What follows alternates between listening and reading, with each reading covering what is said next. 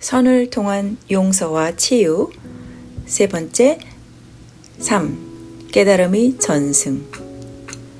선은 책을 읽어서 배울 수 있는 것이 아닙니다. 선사들과 제자들이 나눈 깨달음에 대한 이야기를 암기함으로써 깨달음에 도달할 수 있는 것도 아닙니다. 선은 마음을 통해 성취됩니다.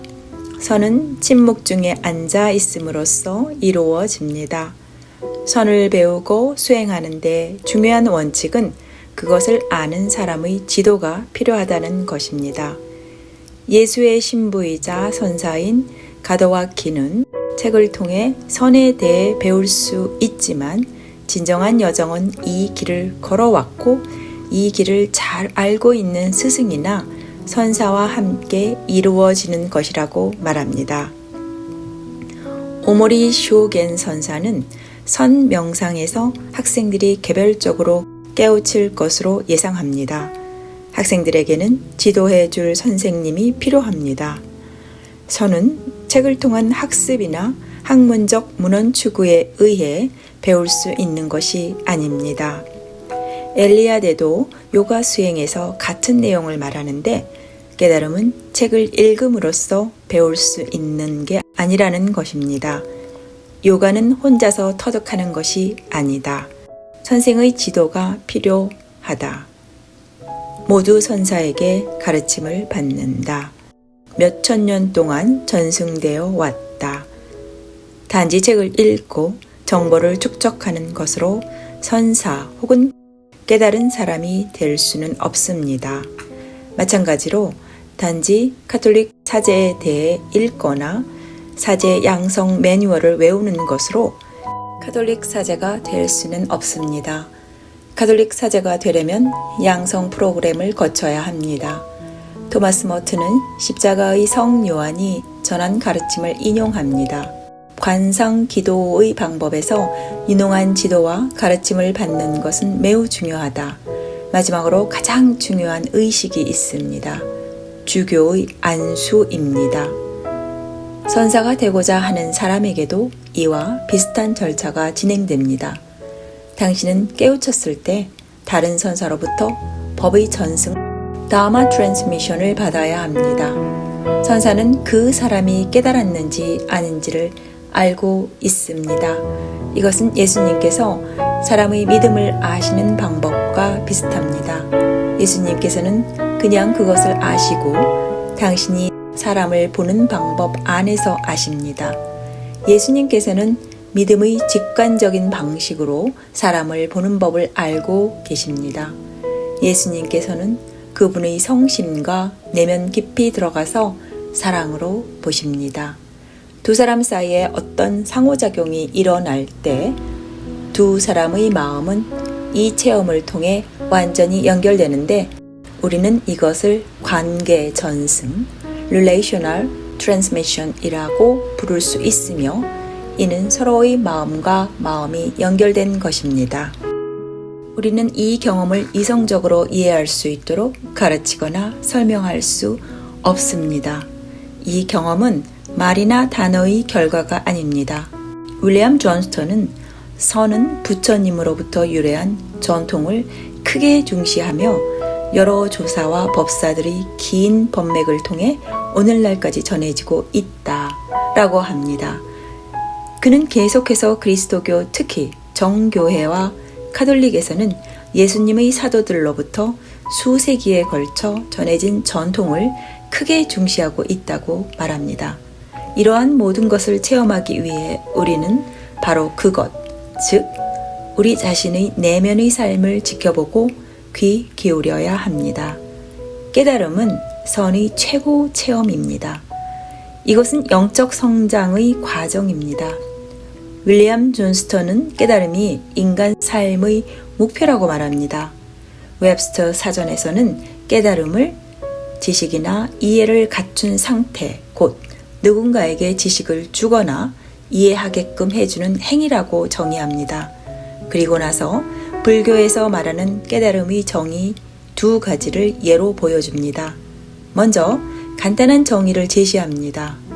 깨달음이란 욕망이나 고통이 없는 것을 특징으로 하는 궁극적인 영적 상태이다.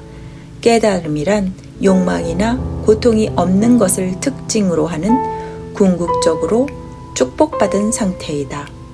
깨달음은 선 그 자체의 목표입니다. 선 수행은 우리를 진실한 깨달음으로 인도해야 합니다. 그러나 이것이 선 수행의 끝은 아닙니다. 왜냐하면 깨달음은 영속적인 상태가 아니기 때문입니다. 만약 우리가 선의 깨달음과 그리스도로 가득 찬 그리스도인의 체험을 비교한다면 우리는 양자를 다 신비주의자라고 말할 수 있을 것입니다. 신비주의자란 웹스터 사전에 설명되어 있듯이 기도와 깊은 사고를 통해 종교적 혹은 영적인 지식을 얻은 사람입니다. 우리가 깨달음을 얻고자 할 때 이성이나 생각이 깨달음을 위한 도구이듯 깨달음은 이성이나 생각의 중재 없이는 결코 이루어지지 않는다라고 에노미아 라살은 지적합니다. 신비적인 체험 안에서 우리가 하느님의 현존과 연결되고 하느님의 은총에 도움받을 필요가 있다는 것은 사실입니다. 궁극적으로 오직 하느님의 도움이 있을 때만 우리가 깨달음을 체험할 가능성이 있습니다. 이는 선을 통해서나 그리스도교의 기도 안에서 또는 다른 종교의 전통 속에서 수행되는 기도 생활을 따름으로써 이루어집니다. 이 모두가 하느님의 현존에 대한 열망으로 일치되어 있으며 모두 진정한 나, 즉 트루 셀프와 하느님의 현존에 대해 비슷한 경험을 제공합니다. 진정한 나와 하느님 현존에 도달하려면 우리는 거짓된 자, 그리고 과거의 삶과 화해하는 법을 배워야 합니다. 그리고 나서 이 삶에서 우리가 진정 누구인지를 스스로가 인식하도록 해야 합니다. 이미 언급했듯이 깨달음이 목표이며 우리는 이 목표에 도달해도 멈추지 않고 계속 수련하며 더 많은 것을 계속 탐구해야 합니다. 우리는 깊은 명상 수행을 계속해야 합니다. 탐구는 지속적입니다.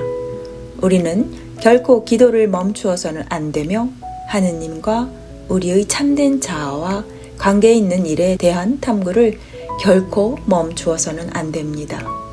토마스 머튼은 존 우의 책에서 선의 직관은 경험적이고 반성적이며 지식적이고 자발적이며 그리고 말하는 에고를 넘어서 직접적인 형이상학적 의식을 깨우려고 하며 이 자각은 개념적이거나 반성적 또는 상상력적인 지식에 의해 달성되는 것이 아니라 즉각적으로 그 자체로 존재해야 하는 것이란 내용을 언급한 바 있습니다. 그리고 선은 단순히 부정적이기만 한 것이 아니라 전적으로 긍정적이기도 합니다. 이 문제에 대해 쓰기는 다음과 같이 쓰고 있습니다. 선은 항상 삶의 중심적인 사실을 파악하는 것을 목표로 하는데 이것은 지성의 해부학적 테이블에는 결코 가져올 수 없는 것이다. 삶의 중심적인 사실을 파악하기 위해 선은 연속해서 부정을 제시할 수밖에 없다. 그러나 단순한 부정이 선의 정신은 아니다. 선에서는 체험은 제일 먼저 우리의 실질적인 삶을 경험해서 나옵니다. 가톨릭의 핵심 또한 그리스도 안에서 일치의 살아있는 체험이며 지금 현재 이곳에서 영원한 삶을 맛보고 체험하는 것입니다. 요한복음서에서 사마리아 여인은 야곱의 우물에서 예수님을 만났을 때 그 순간 자신이 누구인지를 이해했으며 그녀의 실제 삶에 대해 예수님과 대화를 나눈 후 깨어났습니다. 예수님께서는 그녀가 진실로 온전하게 자기 자신을 직면하게 하셨습니다. 그녀는 깨달음을 얻었습니다. 그녀는 자신의 삶에 눈을 떴습니다. 그녀는 자신의 실제 삶과 마주하게 되었고 자신의 삶이 예수님 그리고 생명수의 신비와 연결되어 있음을 체험하였습니다. 그녀는 완전하게 참으로 그녀 자신이었습니다.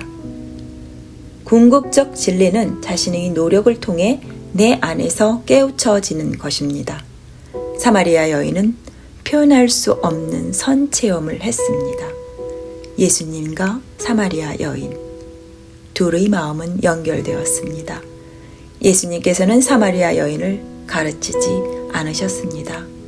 예수님께서는 그녀가 더 깊은 내면의 자아에 이룰 수 있도록 도와주셨습니다.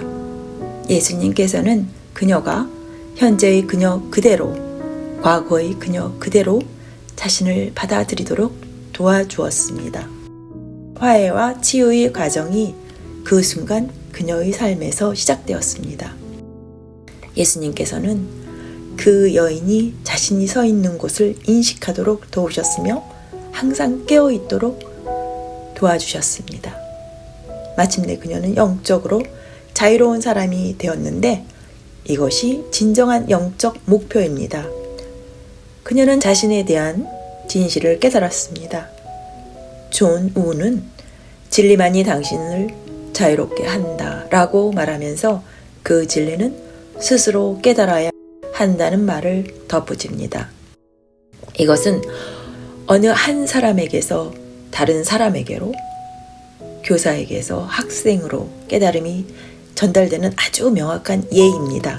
순류 스즈키는 깨달음의 체험이란 우리와 항상 함께 있으면서도 볼 수 없는 이 마음을 알아내고 이해하고 깨닫는 것이라고 말합니다.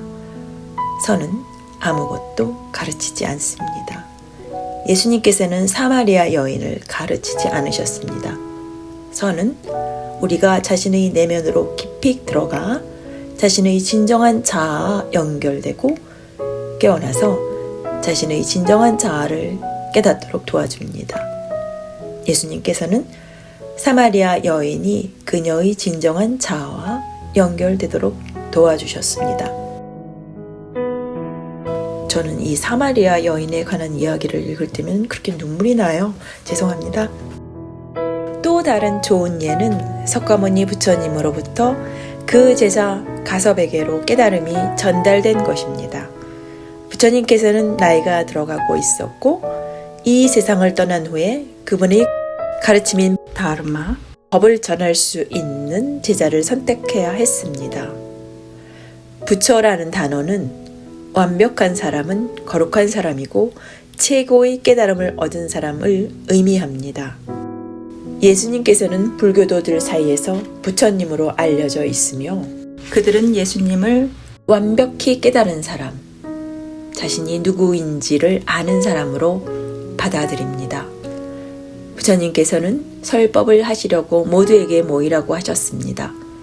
부처님께서 무엇을 전하시려고 하는지 듣기 위해 모두 모였고 제자들과 추종자들 모두가 큰 기대를 가지고 있었습니다.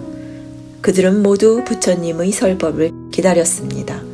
그러나 부처님께서는 얼마 동안 그저 앉아 계시기만 하였고 부처님의 설법을 듣기 위해 모여든 이들은 더 이상 견딜 수가 없게 되었습니다. 부처님께서는 눈을 반개한 채 침묵을 유지하셨으며 침묵은 진리이고 모든 것을 알고 계시는 부처님의 절대적인 지혜이다. 군중 사이에서는 말들이 나오기 시작하였고 이게 다 무엇인지 묻기 시작하였습니다. 왜 그분은 침묵하고 계시는가? 그때 갑자기 부처님께서 눈을 완전히 뜨시고 말 한마디 없이 자신의 앞에 놓여있는 꽃을 집어 드셨습니다. 부처님께서는 꽃을 든 손을 천천히 높이 들어 올리셨습니다. 부처님의 설법을 듣기 위해 모인 모든 이들은 실망감을 나타내며 저게 뭐지? 저건 어떤 설법이지? 하고 물었습니다. 단 한 사람, 뒤에 물러나 앉아있던 가섭만이 묻지 않았습니다. 그는 손뼉을 치며 미소 지었습니다. 그것은 부처님의 놀라운 가르침 다르마이었습니다. 그는 꽃을 바라보며 미소 지었습니다. 이것이 답입니다. 그 순간 부처님께서는 부처님의 마음을 이해한 유일한 사람이 바로 가섭이라는 것을 아셨습니다. 가섭의 말 없는 미소는 그가 깨달음을 얻었다는 신호였습니다. 그 순간부터 부처님께서는 가섭에게 오직 그에게만 특별한 법의 전승을 맡기고 부탁하셨습니다. 선은 설명을 구하지 않고 이것이 말로 표현할 수 없는 것임을 인식하도록 우리에게 주의를 촉구합니다. 가섭은 부처님의 깨달음의 전승을 받고서 인도 불교의 2대 조사가 페이트리아크 되었습니다. 이는 법의 전승이라고 불립니다. 법이라는 것은 부처님의 영적 체험에 대한 가르침으로 알려져 있습니다. 그렇다면 선체험은 선사와 제자 사이에서 어떻게 입증되고 전달될까요? 예수님과 사마리아 여인, 부처님과 가섭은 어떻게 소통했을까요? 이들 전승에서 무엇이 전달되었을까요? 전달된 것은 메시지가 아니었습니다. 선은 마음에서 마음으로 전해지는 것이고 실천 안에 살아있는 진리로 고동치는 소중한 것입니다.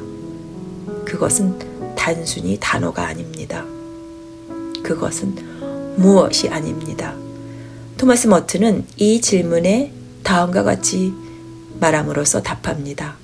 선이 전달하는 것은 자각이다. 이것은 깨달음이며 계시가 아니라 의식하는 것.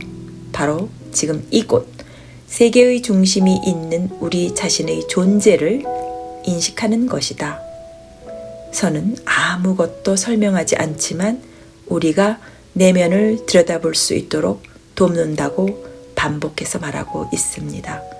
선은 우리가 자신을 깨닫도록 돕습니다.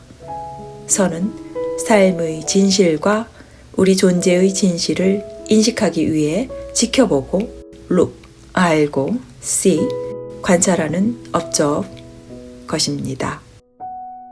선과 그리스도인의 묵상, 양쪽 모두 진리의 체험은 절대적으로 핵심적입니다. 우리의 실제 삶에서 일어나는 사건의 실체, 리얼리티, 그리고 사람으로서 우리 자신의 실제를 우리 내면의 현실 안에서와 외부 세계에서 우리가 행하는 대로 경험하는 것은 우리들 대부분이 갈망하는 일치, unite 또는 온전함을 성취한 것입니다. 이 체험은 바로 평범한 삶의 한가운데서 심지어는 고통과 죽음의 한가운데서 발견되는 것입니다. 우리가 이미 깨우친 존재라는 것을 깨닫는 것, 그리고 때때로 우리가 진리를 체험한다는 것을 깨닫는 것은 행복한 순간입니다. 삶에 대해 알아차리고 깨어 있는 것이 바로 깨달음입니다. 예수 그리스도께서는 삶의 실제, the reality에 닿아 있었기 때문에 이미 깨달은 상태이셨고 자신을 관계 속에서의 한 사람으로 완전히 이해하고 계셨던 것으로 보입니다. 스즈키는 계속해서 다음과 같이 설명합니다. 선의 정신이 순수하게 파악될 때 참된 것이 무엇인지 보일 것이다. 왜냐하면 거기에는 부정도 없고 긍정도 없고 명백한 사실, 순수한 체험, 존재와 사고의 근원만이 있기 때문이다. 가장 활동적인 정신작용의 중심, 그 안에 사람들이 갈망하는 모든 고요함과 텅 빔이 놓여 있다. 겉으로 보이는 것이나 틀에 박힌 것에 구애받지 말라. 선은 장갑 없이 맨손으로 잡아야 한다.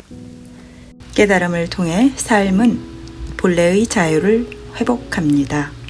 깨달음을 얻은 이 과정을 통해 많은 사람들이 자신의 진정한 자아를 보고 마주치는 어려움을 겪어야만 했습니다. 그들은 스스로를 용서하고 거짓 자아를 받아들여야 합니다. 그들은 전인적 존재, whole being으로서의 온전함, wholeness와 완전한 completeness를 받아들여야 합니다. 부처님의 깨달음 체험은 많은 고통스러운 실제 삶의 경험들, 고통과 고난으로서의 삶을 통해서 왔으며 그것은 부처님께 현실이었고 그 경험이 그분을 자기 존재의 가장 깊은 곳으로 이끌어 갔습니다.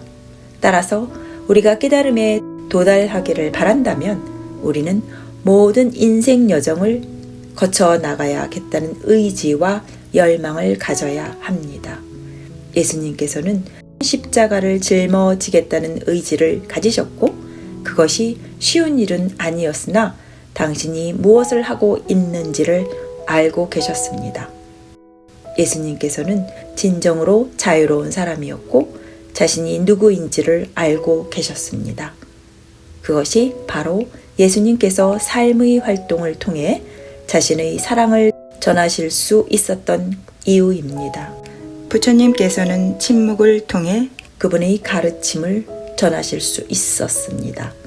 깨달음은 사람의 과거의 거짓 자아에서 해방시켜 실제 삶을 자유롭게 살아갈 수 있는 새로운 자아를 창조하도록 돕습니다.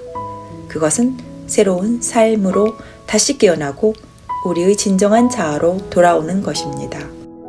깨달음의 전승은 진정한 마음의 자유를 표현하고 전달하는 것입니다. 4. 기도, 묵상, 관상의 수단.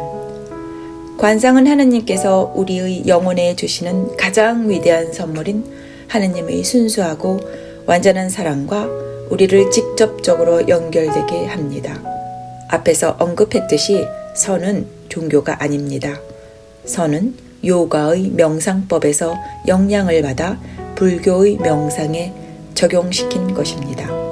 선의 방법은 기도, 묵상 및 관상으로 이루어지는 영적 삶을 위한 도구 또는 수단으로 사용됩니다. 미국인 선사인 카플로는 선은 자신의 참 본성을 발견하기 위한 강력한 내면의 망원경이다 라고 증언하였습니다. 이 방법은 사람들이 자신의 여정이 어떻게 해서 진정한 내적 자기 발견을 향하게 되는지 그리고 또 우리를 창조하셨고 계속해서 창조하고 계신 분과 어떻게 연결되는지 살펴보도록 초대합니다. 이것은 침묵 속에서 우리의 진정한 자아에 귀 기울임으로써 이루어지며 이것이 바로 선수행에서 끊임없이 초점을 두는 점입니다. 많은 사람들이 선을 하는 동안 희귀하거나 특별하거나 별난 일이 일어날 것이라고 생각하며 특별한 순간을 기다립니다. 이런 태도를 계속 유지한다면 우리는 마치 우리의 장례식을 기다리는 것처럼 저 밖에 있는 무언가를 단지 기다리고만 있게 될 수도 있습니다. 다른 사람들이 그렇게 하니까 우리도 대학에 가고 다른 사람들이 그렇게 하니까 우리도 결혼을 한다면 우리의 삶은 우리 자신의 것이 되지 않을 것입니다. 이러한 무책임한 삶의 방식을 피하기 위해 우리는 멈춰서서 삶에서 일어나는 사건들과 대화하는 올바른 방법을 찾도록 해야 합니다. 기도 또는 묵상에 이들 도구 또는 수단들을 사용하는 것이 단지 불교에 국한된 일은 아닙니다. 정좌라는 이 도구는 서구에서도 전통적으로 행해졌던 것입니다. 플로티누스, 에크하르트, 심지어 예수님까지도 이런 종류의 침묵하며 앉아있는 기도와 묵상 그리고 관상에 참여했다고 전해집니다. 어떤 사람들은 이것이 일종의 선이라고 말합니다. 이 도구는 우리가 내면의 깊은 곳에 도달해서 무엇이 내려놓음을 방해하고 있는지를 보도록 돕습니다. 이것은 우리 자신과 화해함으로써 우리 자신을 용서하는 데 도움이 됩니다. 이것은 다른 사람을 용서하기 전에 필요한 일입니다. 우리는 먼저 자신을 용서하거나 자신과 화해해야 합니다. 우리가 자신을 용서하지 않는다면 다른 사람을 용서할 수 없을 것입니다. 우리가 진정한 나에 대해 분명하고 깊은 지식을 가지고 있다면 우리는 우리 자신이 되는 것을 도울 수 있습니다. 아시아에는 다른 사람의 치유를 돕기 전에 먼저 우리 자신이 치유되어야 한다라는 속담이 있습니다. 참, 나 또한 진정한 자아의 발견이 진정한 깨달음입니다. 진정한 나를 찾는 일은 머튼에게 삶의 중요한 주제였습니다. 그의 책 초반에서 머튼은 분명히 말하고 있습니다. 우리 모두는 환상일 뿐인 사람, 즉 거짓 자신에 덮여 있다. 머튼은 우리가 가면 뒤에서 살고 있다고 말합니다. 우리가 자기 자신에 대해 머릿속에서 그리고 있는 이미지는 단지 거짓 자아로 외부에서 사용하는 가짜 자아일 뿐입니다. 사람과 자아, 즉 에고, 외관, 경험적인 자아, 내면에 숨겨진 자신을 가리는 가면을 쓰는 심리적인 개인을 혼동하는 것은 큰 실수이다. 기도, 묵상, 관상은 볼 수 있도록 눈을 뜨는 데 도움을 줍니다. 이 매개 수단은 우리 자신과 접촉하고 과거의 상처가 있는 내면을 깊이 들여다볼 수 있도록 도와주는 도구입니다.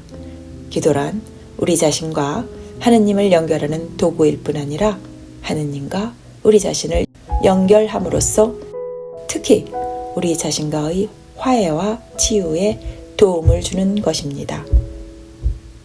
기도, 묵상, 관상이라는 방법을 통해 진정한 나를 발견하는 것이 중요한 측면입니다. 이 발견은 과거를 녹여서 사랑으로 감싸고 자신의 고통과 결점을 받아들임으로써 이루어지며 그러고 나면 용서와 치유가 일어납니다. 이것은 진실성으로 이루어지며 우리는 온전해집니다. 이 기도 방법을 통해 묵상과 관상은 도덕적 존재의 기쁨과 고통에서 일상생활에서의 기쁨뿐만 아니라 슬픔에서도 동등한 즐거움을 찾습니다. 루벤 하비토는 이 기도 방법은 거짓 자아 뒤에 숨겨진 진정한 나를 발견하도록 도와주는 도구이며 불도를 공부한다는 것은 진정한 나를 공부하는 것이라는 것을 강조한다. 자기 자신을 공부하는 것은 자기 자신을 잊는 것이다. 자기를 잊는다는 것은 우주의 무수한 것들을 통해 깨우치는 것이라고 말합니다. 이 깨달음은 세상에 대한 추상적인 개념이 아닙니다. 그것은 일상생활 속에서 발견됩니다. 이것은 새로운 세상을 만드는 방법입니다.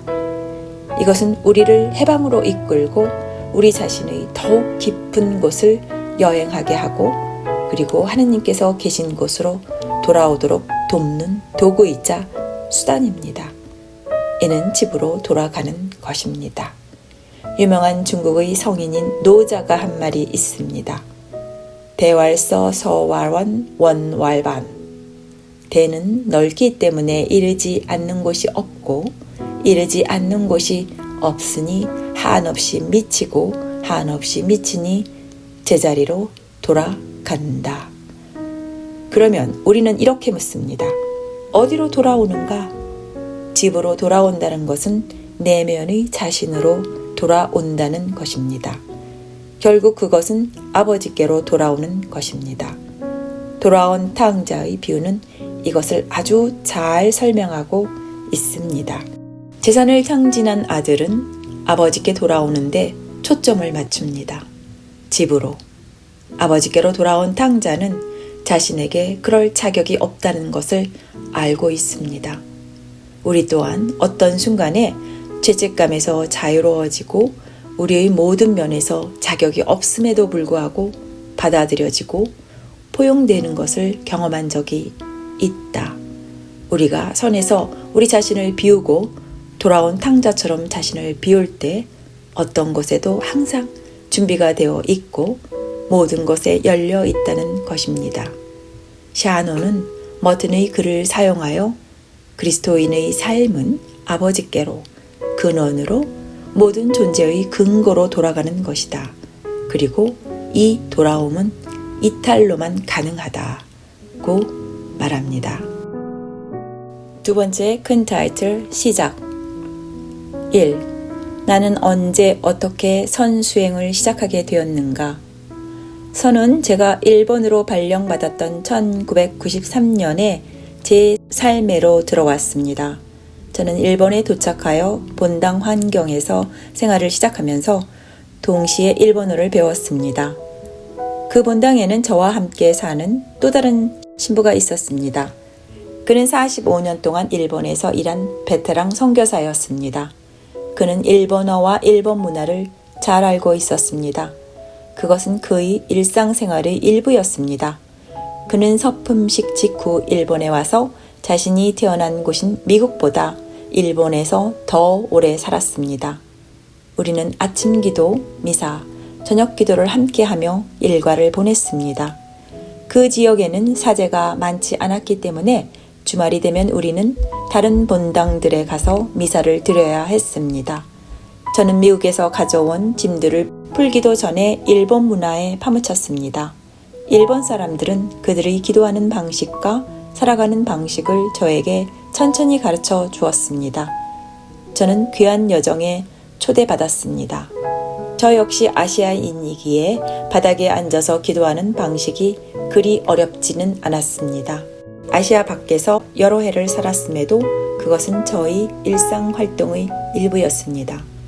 갓 알게 된 다른 종교적 전통을 접해가는 여정에서 제가 적응해야 할 새로운 것들이 많았습니다. 미사 전에 하는 아침 기도는 매일 1시간 동안 계속되었습니다. 저녁 식사 전에 하는 저녁 기도도 마찬가지였습니다. 역시 1시간 동안 계속되었습니다.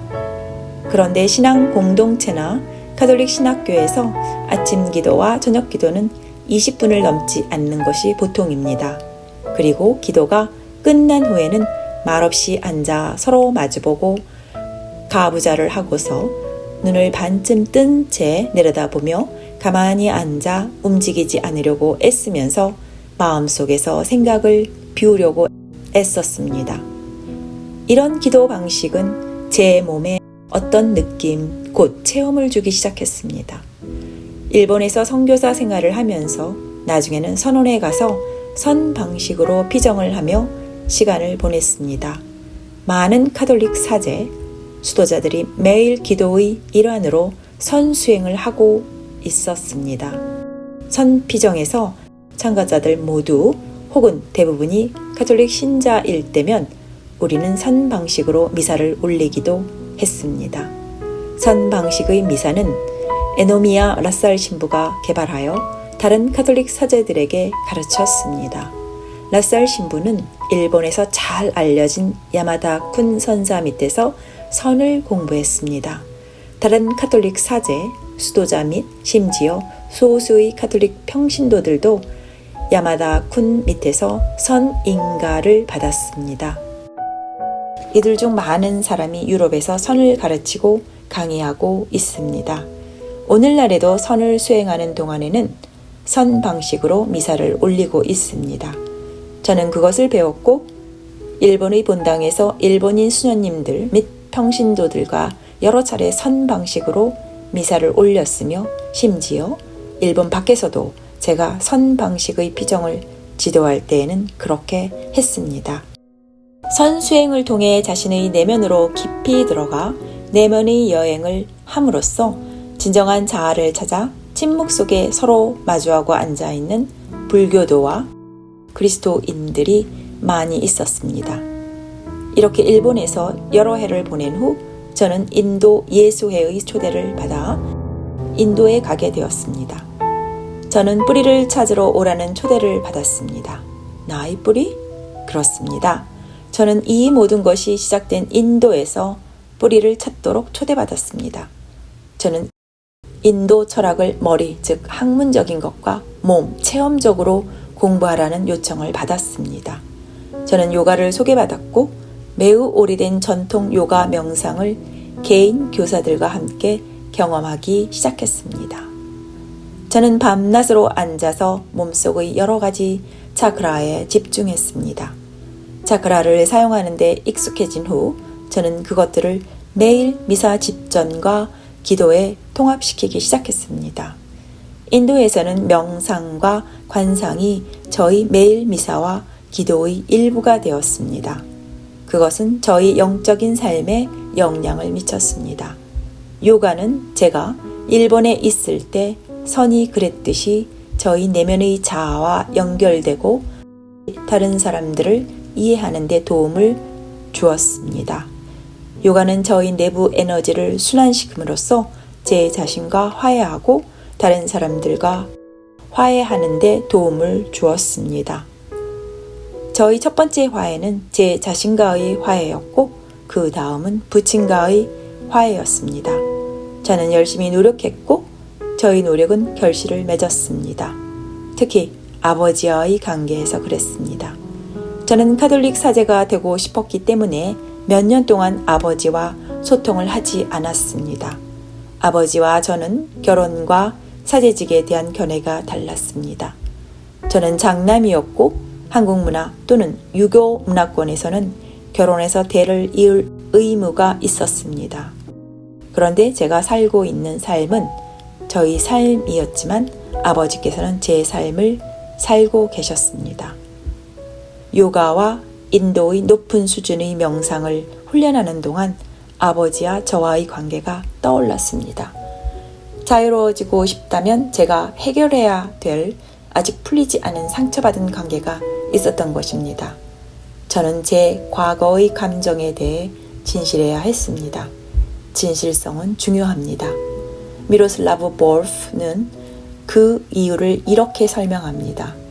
그것은 사건과 그 사건에 관련된 사람들에게 신뢰를 주기 때문에 진실하게 기억하라.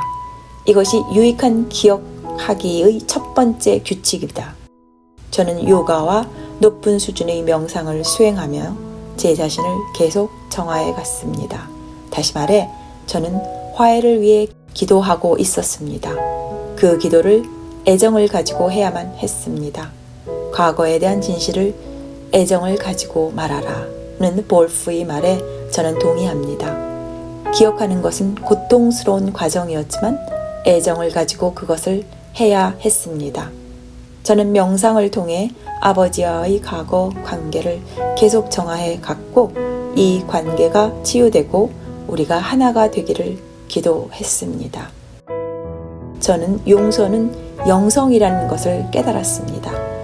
워딩턴은 용서는 관계적이고 우리는 관계를 간절히 바라기 때문에 용서를 갈망한다고 말합니다. 저는 과거, 특히 저희 아버지의 관계를 계속해서 찾아갔습니다. 우리 둘 다 포기하고 싶지 않았습니다. 우리는 각자 자신의 방식대로 하길 원했습니다. 아버지는 제가 아버지께 순종하고 사제직에 들어가지 않기를 원하셨습니다. 장남이 결혼하지 않겠다고 결심하는 것은 일반적인 한국 유교 문화에서는 좋지 않아 보이는 것이었습니다. 사람들이 왜 그 사람의 아들은 결혼하지 않겠다고 결심한 걸까? 그에게 무슨 문제가 있는 걸까? 하고 생각할지도 모릅니다. 아버지는 체면을 지키고 나쁜 평판을 피하려고 애쓰셨습니다. 그러나 결혼은 저를 위한 부르심도 나의 성소도 아니었습니다. 저는 사제가 되고 싶었습니다. 그것이 저의 소명이었습니다. 이 때문에 아버지와 저는 여러 해 동안 솔직하게 의사소통을 하지 못했습니다. 부스는 투투의 말을 사용하여 진정한 용서는 과거를 다루며 미래를 가능하게 한다고 설명합니다. 저는 요가와 수준 높은 명상 수행을 지속했습니다. 책을 읽다가 쉴 때에도 걸으면서 그러한 치유 과정을 수행했습니다. 저는 아버지의 의도를 받아들였고 아버지의 견해와 왜 그렇게 하셨는지를 이해했기 때문에 아버지를 용서해야 했습니다. 저는 기억을 되살려야 했고 과거를 치유하는 법을 배웠습니다. 저는 계속해서 내면으로 깊이 들어가 아버지와 저 자신에 대해 더 많이 이해하려고 애썼습니다. 저는 아버지와의 갈등을 계속해서 떠올렸습니다. 그것은 즐거운 기억이 아니었지만 제가 아버지를 용서하고 저 자신을 이해하기 원한다면 몇 번이고 떠올려야만 하는 것이었습니다. 저는 계속 기도했고 제 자신을 정화해 나갔습니다.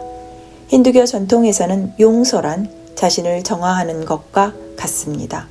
저는 아버지를 용서하고 싶었고 제게 잘못이 있다면 저 자신도 용서하고 싶었습니다. 그렇습니다.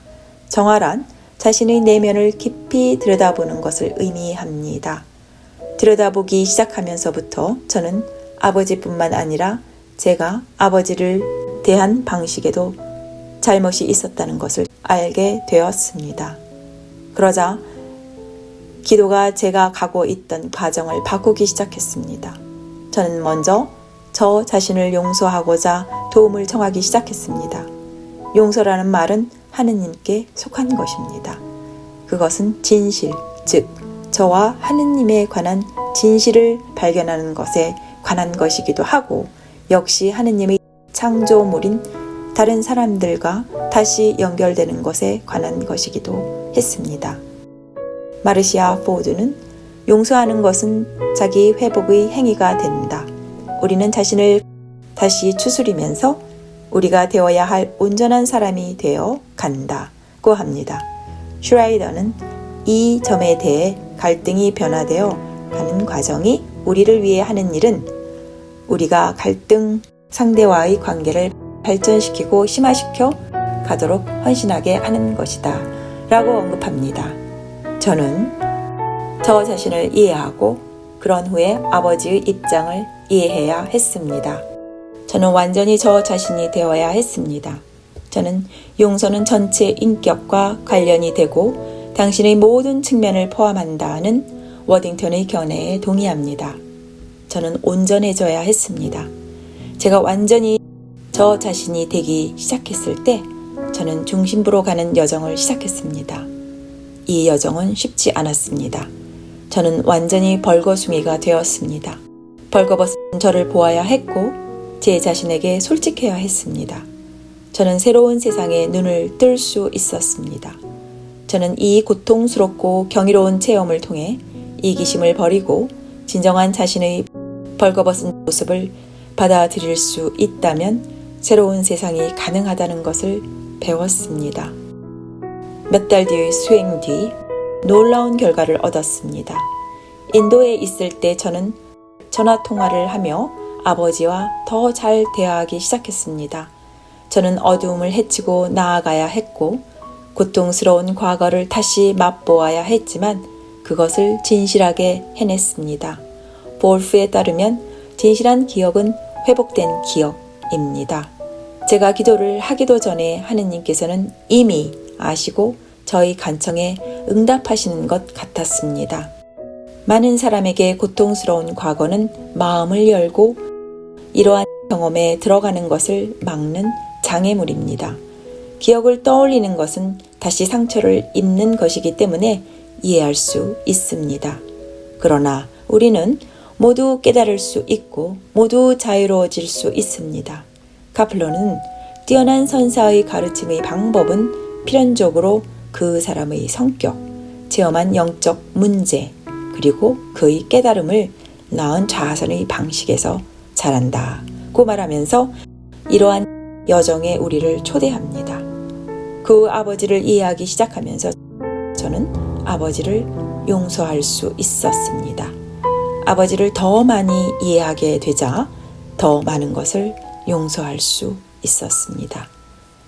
그러나 저는 사제가 되려는 저의 소명과 계속 함께 해야 했습니다. 아버지와 관계를 맺는 방식이 달라졌을 뿐이었습니다. 아버지를 대하는 방식이 훨씬 더 부드러워졌고 눈을 마주 볼 수 있게 되었습니다.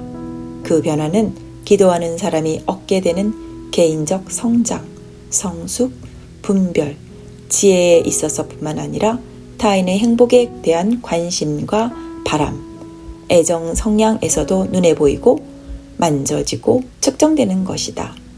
진정한 나를 찾고자 하는 저의 열망은 내면의 에너지였습니다. 그 에너지가 저를 더욱더 깊게 끌어당기고 있었습니다.